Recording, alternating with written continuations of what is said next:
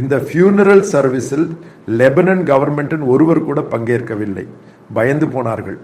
முன்பே இருந்த Lebanon government முழுமையாக இவர்களின் ஆதரவுடன் தான் ஆட்சி செய்து வந்தது. நஸ்ரல்லா தான் அதற்குள் முக்கியமான பாலிசி மேக்கர் மற்றும் நிகழ்ச்சிகளை நடத்தினார்.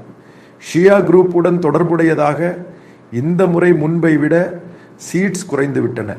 ஆனால் எந்த காரணத்திற்காகவும் இப்போது ஆட்சி செய்யும் லெபனீஸ் கவர்மெண்ட்டுக்கு இந்த ஹெஸ்பொல்லாஹுடன் ஒன்றாக செல்ல முடியாது. காரணம் இன்டர்நேஷனல் பிரஷர் மற்றும் பல யூரோப்பியன் கண்ட்ரிஸ் கூட ஆதரிக்கும் பல காரணங்கள்.